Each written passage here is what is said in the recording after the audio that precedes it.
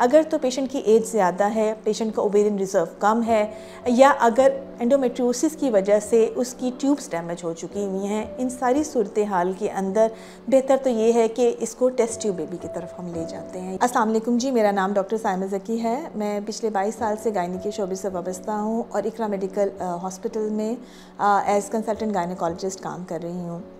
Endometriosis पर हम पहले भी बहुत बात कर चुके हैं। ये इतना बड़ा टॉपिक है कि इस पर जितनी बात की जाए कम है। आज हम ब्रीफली सिर्फ इस बात पे डिस्कस करेंगे कि अगर एंडोमेट्रियोसिस का पेशेंट कंसीव करना चाहता है तो वो किस तरह से करेगा। इसमें बहुत इंपॉर्टेंट ये बात है कि आपके पास जो खातून जो मरीज़ आती है उसकी उम्र क्या है, ठीक है, उसके पास कितना टाइम है। यानी उम्र से मतलब यंग पेशेंट में कंपैरेटिवली हमारे पास टाइम ज़्यादा होता है एज़ कम्पेयर टू कि अगर एज ऑलरेडी 35 या उससे ऊपर है। इसके अलावा हम इस पे बात करेंगे कि डिज़ीज़ की सिवियरिटी क्या है, मिनिमल है, थोड़ी सी है, माइल्ड है, मॉडरेट है, या बहुत सिवियर डिज़ीज़ है, यानी आपका ग्रेड 4 का एंडोमेट्रियोसिस चल रहा है, या बहुत पुरानी डिज़ीज़ है, ऑलरेडी सर्जरीज़ हुई हैं, नहीं हुई हैं, पीछे जो आपकी अंडेदानियाँ हैं उनका रिज़र्व क्या है। सो इन सारे फैक्टर्स को देखने के बाद ही ट्रीटमेंट को डिसाइड किया जाता है। अगर मैं इसको ब्रॉडली बताऊं आपको, तो जो माइल्डर डिजीज़ होती है, यानी ये कंफर्म्ड एंडोमेट्रियोसिस का पेशेंट है, यानी सिर्फ आपने हिस्ट्री एग्जामिनेशन पे नहीं रखा, ये वो पेशेंट है जो आपने डायग्नोज कर लिया कि ये एंडोमेट्रियोसिस का है, लेकिन इसके अंदर डिजीज़ बहुत कम है, इसके अंदर कोई रसौलियाँ नहीं बनी हुई, खून की थैलियाँ नहीं बनी हुई हैं, लेकिन आपने कंफर्म कर लिया कि अच्छा ये एंडोमेट्रियोसिस का पेशेंट है, लेकिन डिजीज़ माइल्ड है।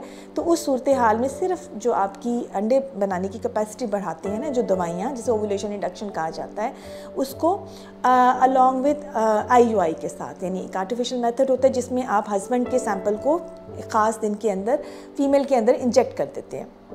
ये वाले प्रोसेस जो है ये मिनिमल टू माइल्ड डिज़ीज़ के अंदर हम कर सकते हैं। फिर वो डिज़ीज़ आती है जो सवेयर होती जाती है। अब ये वो डिज़ीज़ है या ये वो केस हैं जहाँ पे ऑलरेडी सर्जरी हुई है, ये वो डिज़ीज़ है जिसमें एक से ज़्यादा सर्जरी हो चुकी है, ये है जहाँ पर कोई रसौलियाँ पड़ी हैं।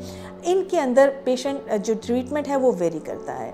अगर तो पेशेंट की एज ज़्यादा है, पेशेंट का ओवेरियन रिजर्व कम है, या अगर एंडोमेट्रियोसिस की वजह से उसकी ट्यूब्स डैमेज हो चुकी हुई हैं, इन सारी सूरत हाल के अंदर बेहतर तो ये है कि इसको टेस्ट ट्यूब बेबी की तरफ हम ले जाते हैं, यानी IVF ट्रीटमेंट की तरफ ले जाते हैं, चूँकि उनके पास फिर कंसीव करने का इसके अलावा चांसेस, जैसे अगर ट्यूब डैमेज है तो चांसेस नहीं होते कि वो कंसीव करें।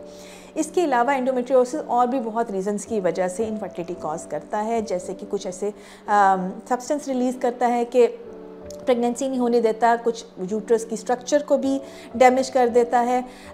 अगर आपने कंसीव करना है तो मॉडरेट टू सिवियर डिज़ीज़ के अंदर सर्जरी जो है, जो आपका बेस्ट चांस है वो आफ्टर सर्जरी है, यानी जैसे ही आपने सर्जरी करवाई है आप फौरी तौर पे कंसीव करने की कोशिश करते हैं, प्रोवाइडेड कि आपकी ट्यूब्स ठीक हैं। अगर ट्यूब्स ठीक हैं तो सर्जरी के फ़ौरन बाद डाउन टाइम लेने की ज़रूरत नहीं है कि आप 3 महीने, 4 महीने, 6 महीने आप पिल्स खाते रहें या GNH के इंजेक्शन लगवाने के पहले हम डाउन रेगुलेट करें। इसमें टाइम मत ज़ाया कीजिए। बेस्ट टाइम ये होता है कि जैसे ही आपने एंडोमेट्रियोसिस की सर्जरी करवाई है आप अपना मेडिकल ट्रीटमेंट स्टार्ट कर दीजिए प्रेगनेंसी के लिए। याद रखिएगा कि एंडोमेट्रियोसिस बुरी बीमारी है।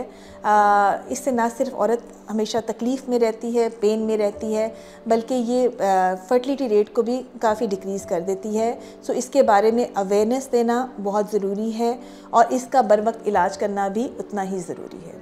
अगर आपको इस मसले या गायनी के किसी भी मसले की सूरत में हमसे रहनुमाई हासिल करनी है तो मरहम के प्लेटफॉर्म के थ्रू इन क्लिनिक या ऑनलाइन कंसल्टेशन बुक करवा सकते हैं। अपना बहुत सारा ख्याल रखिएगा। शुक्रिया।